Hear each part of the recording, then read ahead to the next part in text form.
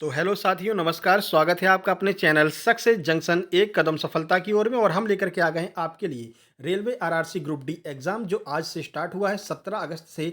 तो आज के दिन भर में जितने भी तीनों शिफ्ट में प्रश्न पूछे गए हैं, सारी शिफ्टों के प्रश्न हम आपके सामने लेकर के आ गए हैं एक साथ में। देखिए, अगर अगर आप दिन भर एग्जाम एनालिसिस ही देखते रहेंगे तो पढ़ाई कब करेंगे। इसलिए आपको परेशान नहीं होना। दिन भर कौन कौन से प्रश्न आए हैं, एकदम जेन्युइन जो प्रश्न होंगे आपके सीए के, जीके, जीएस, मैथ, साइंस, सबके प्रश्न जो हैं वो एक साथ में रोज़ शाम को 8 बजे के समथिंग हम आपके लिए लेकर के आएँगे।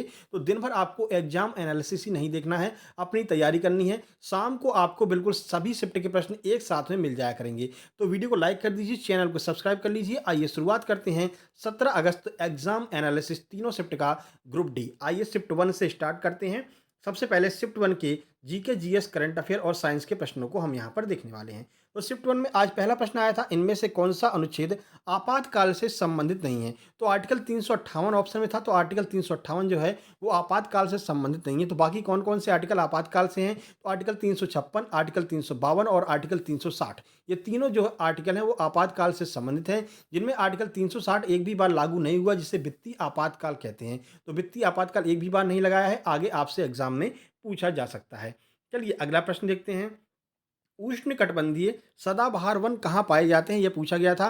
तो केरल में पाए जाते हैं उष्णकटिबंधीय सदाबहार वन। क्यों? क्योंकि केरल में सबसे ज़्यादा वर्षा जो है ज़्यादातर केरल और मेघालय में होती है। मेघालय ऑप्शन में नहीं था, तो केरल आपका आंसर हो जाएगा। उष्णकटिबंधीय सदाबहार वन वहीं पाए जाते हैं जहाँ पर वर्षा होती है ज़्यादा। ठीक है। ऑयल ऑफ विट्रॉल किसे कहते हैं, तो H2SO4 सल्फ्यूरिक अम्ल को ऑयल ऑफ विट्रॉल भी कहा जाता है। यह प्रश्न भी पूछा गया था। अगला प्रश्न है, विश्व आर्द्र भूमि दिवस कब मनाया जाता है। तो 2 फरवरी को विश्व आर्द्र भूमि दिवस मनाया जाता है। ये भी आपको याद रखना है। ठीक है। चलिए आगे बढ़ते हैं। और भारत में सबसे ज़्यादा आर्द्र भूमि कहाँ पर पाई जाती है, तो पश्चिम बंगाल का सुंदरवन डेल्टा है, वहाँ पर सबसे ज़्यादा आर्द्र भूमि पाई जाती है। ठीक है। पेरियार नदी किस राज्य में बहती है, तो केरल में पेरियार नदी बहती है। कहाँ से निकलती है, तो तमिलनाडु से पेरियार नदी निकलती है और केरल में जो है बहती है। वीडियो को लाइक कर दीजिएगा। तीनों शिफ्ट के प्रश्न एक साथ में हम आपको यहाँ पर कराने वाले हैं। ठीक है। ब्लड क्लॉटिंग में कौन सा विटामिन कार्य करता है, विटामिन से हर एक शिफ्ट में एक प्रश्न जरूर आया है। तो देख लीजिए, ब्लड क्लॉटिंग यानी रक्त के थक्का जमाने में कौन सा विटामिन कार्य करता है, तो विटामिन के इसका बिल्कुल सही आंसर हो जाएगा। रक्त का थक्का जमाने में विटामिन के कार्य करता है। विटामिन डी का रासायनिक नाम, तो रासायनिक नाम भी हर एक शिफ्ट में आज एक एक रासायनिक नाम जरूर पूछा गया है। तो विटामिन डी का रासायनिक नाम होता है कैल्सीफेरोल, ये आपका आंसर हो जाएगा। प्रश्न नंबर 8 है, जानवरों के लिए पहली वैक्सीन किस देश ने बनाई है, तो रूस इसका बिल्कुल सही आंसर हो जाएगा। रूस ने जानवरों के लिए पहली वैक्सीन बनाई है। ठीक है। प्रश्न नंबर 9 है, न्यूलैंड का अष्टक नियम में पहला और अंतिम तत्व कौन सा होता है। आवर्त सारणी से भी आपको 2 प्रश्न देखने को मिले हैं हर एक शिफ्ट में। तो हाइड्रोजन पहला तत्व होता है और थोरियम अंतिम तत्व होता है न्यूलैंड के अष्टक नियम के अनुसार। ठीक है। और एड्स से संबंधित प्रश्न जो है वो भी तीनों शिफ्ट में मिला है अलग अलग रूप में। तो एड्स का फुल फॉर्म क्या होता है, ये पहली शिफ्ट में पूछा गया था। तो एक्वायर्ड इम्यूनो डिफिशियंसी सिंड्रोम जो है वो एड्स का फुल फॉर्म होता है। ठीक है। आगे बढ़ते हैं। प्रश्न नंबर 11, चालो लाखो त्योहार कहाँ पर मनाया जाता है। पहली शिफ्ट में त्योहार पूछा गया था, बाकी दोनों शिफ्ट में नदियों से प्रश्न बना था। ठीक है। तो अरुणाचल प्रदेश में चालो लाखो त्योहार मनाया जाता है, आपको याद रखना है। प्रश्न नंबर 12 है, जैन शब्द का अर्थ क्या होता है, तो जिन अर्थात विजेता, ये जैन शब्द का अर्थ होता है। ऑप्शन में दिया हुआ था विजेता। ठीक है। तो जैन जो जैन शब्द है वो जिन शब्द से उत्पन्न हुआ है और महावीर स्वामी को जिन कहा गया था, जिसका अर्थ होता है विजेता। क्वेश्चन नंबर 13, त्रिस्तरीय पंचायती राज व्यवस्था, तो पंचायती राज व्यवस्था से भी हर एक शिफ्ट में प्रश्न मिला है। जो कहाँ से चालू हुई थी ये आपसे पूछा गया। तो राजस्थान के नागौर से जो है त्रिस्तरीय पंचायती राज व्यवस्था सबसे पहले लागू हुई थी। ठीक है। क्वेश्चन नंबर 14, कहाँ पर गांधी जी ने नमक उठा करके अंग्रेजों का नमक कानून तोड़ा था, तो दांडी नामक स्थान पर 1930 में गांधी जी ने नमक उठा करके दांडी नामक स्थान पर अंग्रेजों का नमक कानून तोड़ा था। ठीक है। चलिए आगे बढ़ते हैं। क्वेश्चन नंबर 15, महिला बाल विकास मंत्रालय, करंट अफेयर का प्रश्न है।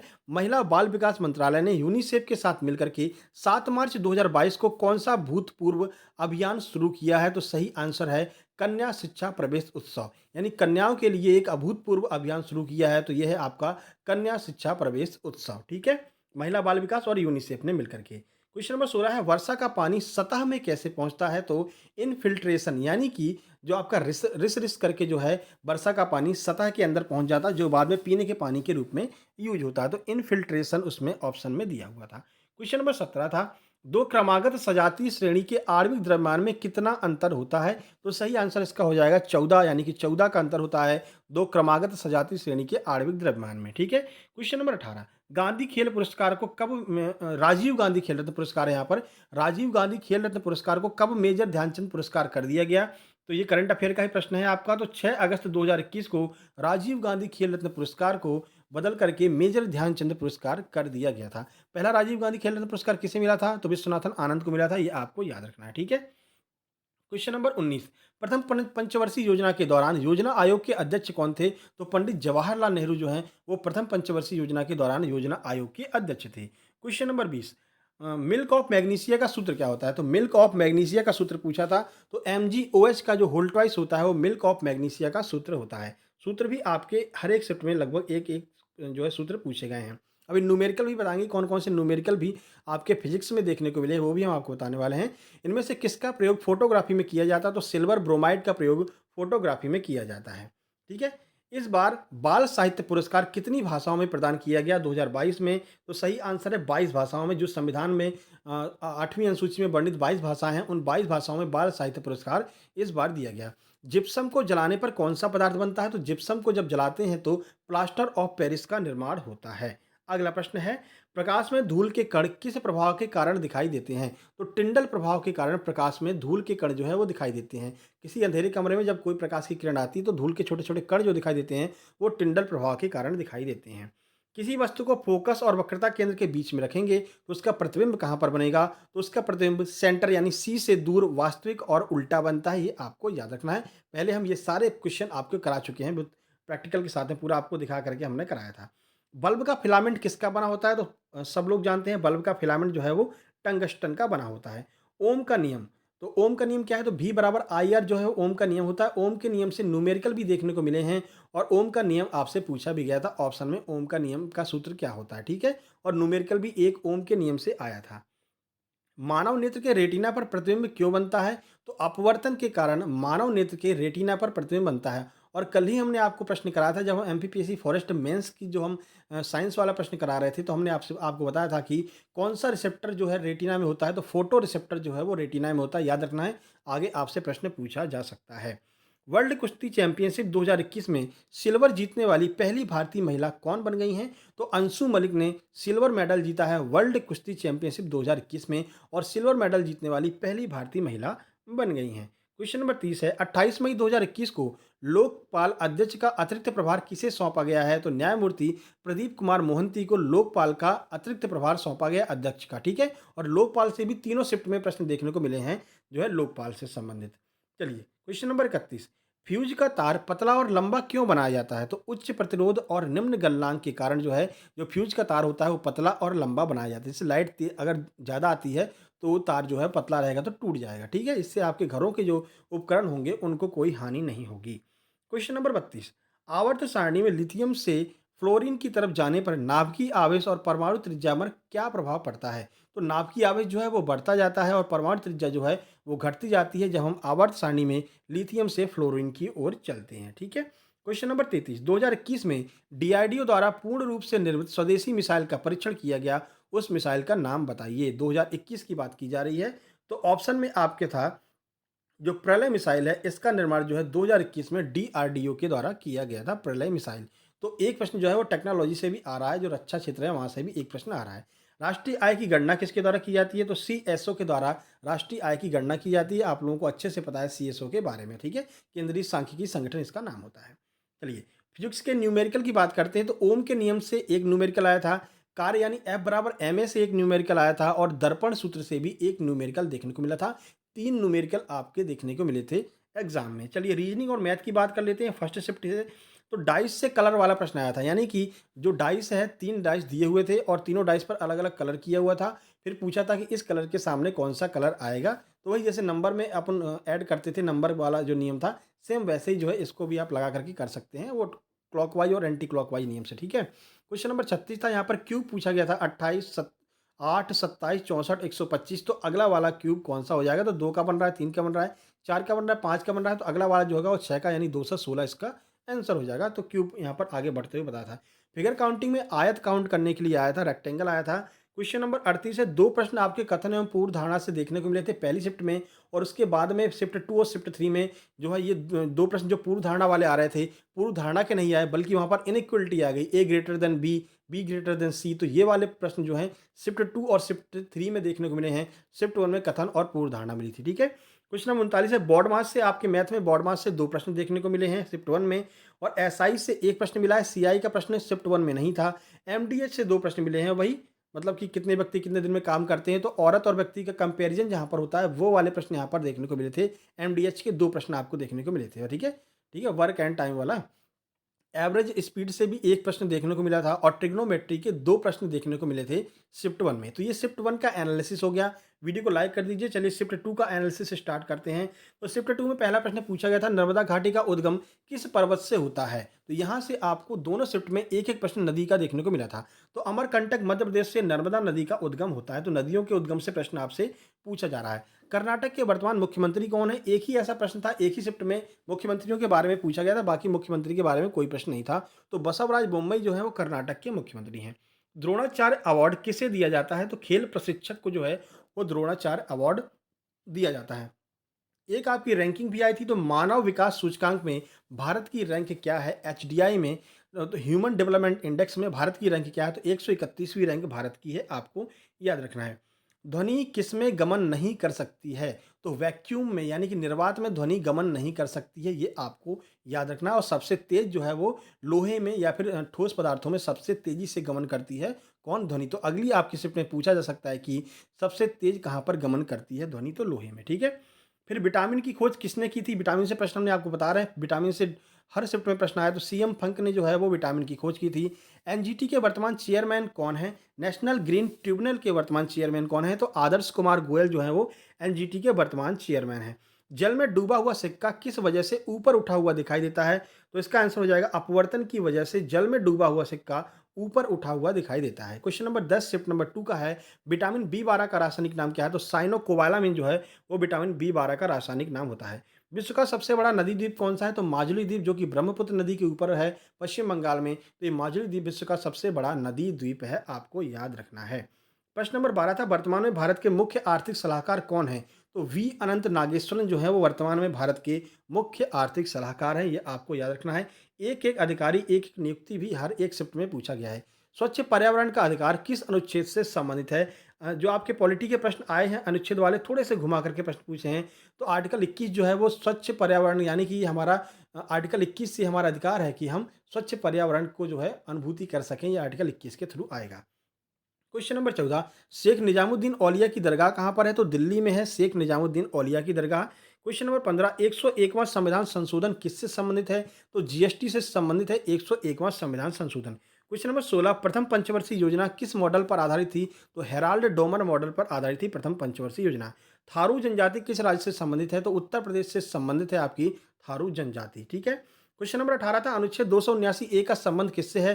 तो जीएसटी काउंसिल से संबंधित है, आर्टिकल 279 ए। सोडा वाटर में कौन सी गैस भरी जाती है? तो कार्बन डाइऑक्साइड जो है वो सोडा वाटर में भरी रहती है, आपको याद होगा। समतल दर्पण पर बनने वाला प्रतिबिंब कैसा होता है? तो समान आकार का आभासी और सीधा प्रतिबिंब जो है वो समतल दर्पण पर बनता है। वीडियो को शेयर कर दीजिएगा अपने दोस्तों के पास में, चैनल को शेयर कर दीजिएगा, जिससे कि आपके पास में तीनों शिफ्ट का एग्जाम एनालिसिस डेली आपके पास पहुंचता रहे। सब्सक्राइब भी कर लीजिएगा।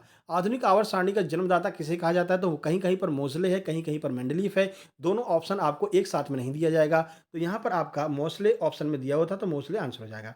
कार्बन के अप्रूप कौन सा नहीं है? तो पहले कार्बन के अप्रूप देख लेते हैं। तो हीरा, ग्रेफाइट, फुलेरिन, कोयला, ये जो है कार्बन के अप्रूप होते हैं। इनके अतिरिक्त जो ऑप्शन होगा वो आपका आंसर हो जाएगा। पीएच का फुल फॉर्म पूछा था, तो पोटेंशियल ऑफ हाइड्रोजन जो है वो पीएच का फुल फॉर्म होता है। फलों को पकाने वाली गैस कौन सी है? तो एथिलीन गैस जो होती है उसके द्वारा फलों को हम पकाते हैं, ठीक है। प्रतिरोध का मात्रक पूछा था, हमने कहा था ना कि ओम से संबंधित प्रश्न हर एक शिफ्ट में आ रहा है। तो प्रतिरोध का मात्रक ओम होता है, सूत्र होता है V = IR। गोल्डन फाइबर किसे कहा जाता है? तो जूट को गोल्डन फाइबर कहते हैं।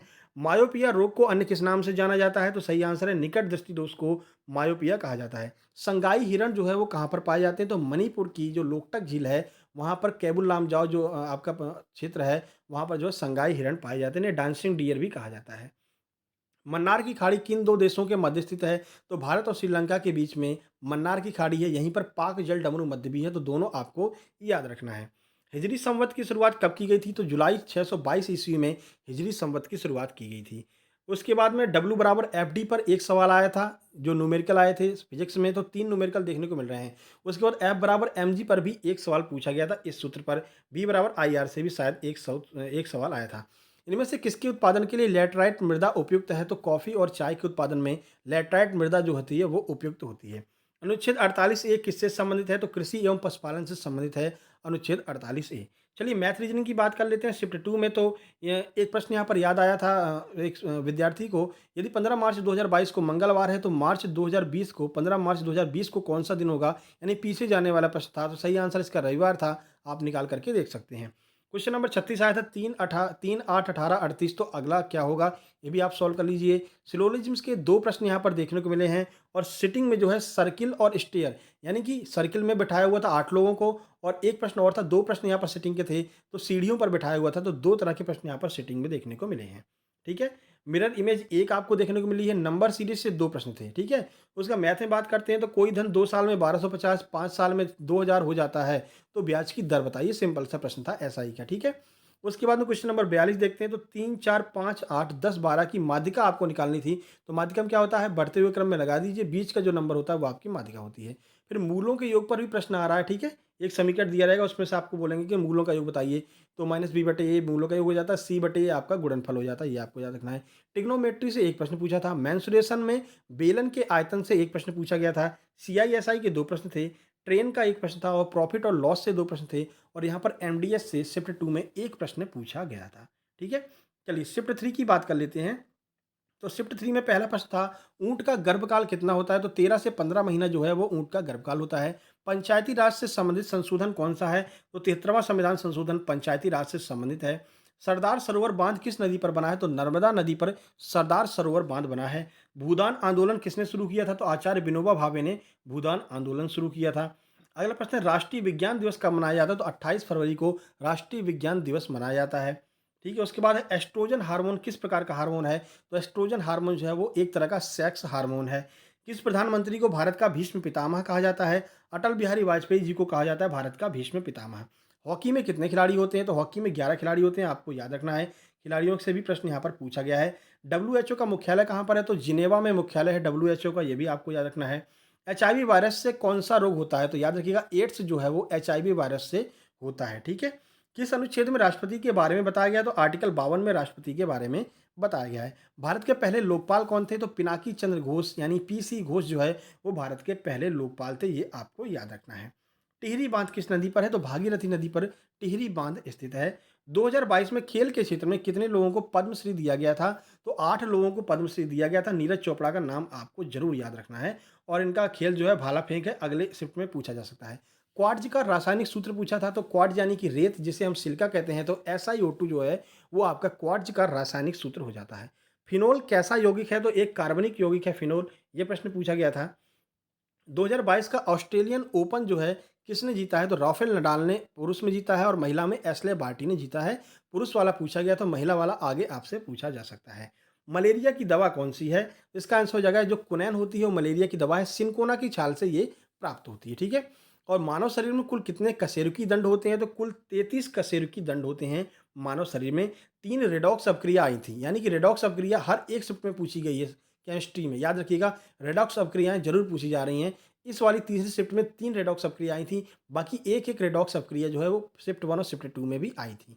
2011 की जनगणना न्यूमेरिकल अगर बात करते हैं, तो S बराबर UT प्लस 1/2 AT स्क्वायर जो है, AT स्क्वायर से आपका एक प्रश्न आया था गति के नियम से। ठीक है ना? गति के नियम से एक प्रश्न आया था।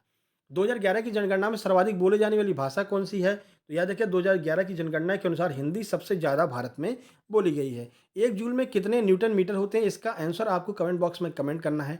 ठीक है? आगे बढ़ते हैं। न्यूमेरिकल जो है F बराबर ma पर, यानी बल पर भी एक न्यूमेरिकल आया था। देखिए न्यूमेरिकल घूम फिर कर उन्हीं सूत्रों पे आ रहे हैं। सिंपल न्यूमेरिकल आ रहा है, V बराबर IR पर न्यूमेरिकल आ रहा है, F बराबर ma पर न्यूमेरिकल आ रहा है, गति के नियम पर न्यूमेरिकल आ रहा है, और दर्पण सूत्र पर न्यूमेरिकल आ रहा है। तो ये गिने चुने टॉपिक जो हैं वहीं से न्यूमेरिकल आ रहे हैं, और 2 से 3 न्यूमेरिकल हर एक शिफ्ट में देखने को मिले हैं। चलिए मैथ्स रीजनिंग की बात करते हैं। शिफ्ट 3 में तो एक प्रश्न यहाँ पर मिला है, पिता की आयु 6 वर्ष पहले पुत्री की आयु की 6 गुनी थी, 3 वर्ष बाद पुत्री की आयु आपको बताना है। ठीक है? उसका प्रॉफिट लॉस से यहाँ पर 2 प्रश्न मिले हैं, जिसमें 10% वो आपका A+B AB/100 से एक प्रश्न था। ठीक है? एक प्रश्न परसेंटेज से है, टाइम एंड वर्क से 2 प्रश्न हैं, बॉड मास से 2 प्रश्न देखने को मिले हैं, एसआई, सीआई से 2 प्रश्न हैं, इनइक्वालिटी यहाँ पर भी 2 प्रश्न इनइक्वालिटी के देखने को मिले हैं, वही ग्रेटर देन, लेस देन वाले, ठीक है? तो शिफ्ट 2 और शिफ्ट 3 में इनइक्वालिटी देखने को मिली है, ठीक है? एक प्रश्न यहाँ पर भी कैलेंडर से था, तो कैलेंडर वाला प्रश्न कैसे आ रहा है कि एक डेट आपको दी होगी और दूसरे डेट पर आपसे पूछा जाएगा कि कौन-सा दिन होगा, ऐसा प्रश्न आ रहा है, ठीक है? 33 नंबर की बात करते हैं तो एक सीरीज़ यहाँ पर पता चली है 14, 14, 17, 85, 92 अगला आपका कौन-सा होगा? तो मल्टीप्लाई बाय 1 कर रहे हैं, प्लस 3 कर रहे हैं, तो आप यहाँ पर डिफरेंस निकाल कर के देख सकते हैं। उसके बाद सिटिंग की बात करें तो एक एक जो है लाइन वाली सिटिंग आई थी, नॉर्थ में फेस था सबका और एक आपका टेबल वाली सिटिंग आई थी, यानी कि टेबल में जो है 6 लोग बैठे हुए थे अंदर की तरफ मुँह करके, तो उससे संबंधित प्रश्न थे। 2 से 3 प्रश्न यहाँ पर सिटिंग वाले भी देखने को मिले हैं, ठीक है? तो थैंक यू, लाइक और सब्सक्राइब कर दीजिएगा और अगर जैसे आपका एग्ज़ाम होता है, तो आप जो है व्हाट्सएप ये हमारा व्हाट्सएप नंबर है जहाँ पर आप अपने प्रश्न सीधे भेज सकते हैं 76 976 11 517 इस पर आप अपने प्रश्न भेजिए। बहुत से छात्रों ने, बहुत से विद्यार्थियों ने, बहुत से मेरे दोस्तों ने ये प्रश्न भेजे थे। ये जेन्युइन प्रश्न थे जो परीक्षा में पूछे गए हैं। हर तरफ से हमने हर एक जगह से जा कर के इसको वेरीफ़ाई किया, उसके बाद हम ये प्रश्न आपके लिए लेकर के आए हैं। सारे के सारे प्रश्न जेन्युइन हैं, तो चैनल को सब्सक्राइब कर लीजिएगा और वीडियो को लाइक कर दीजिएगा। जल्दी मिलते हैं कल वाले पूरे दिन भर के एनालिसिस के साथ में शाम को 7 बजे। तब तक के लिए नमस्कार, धन्यवाद।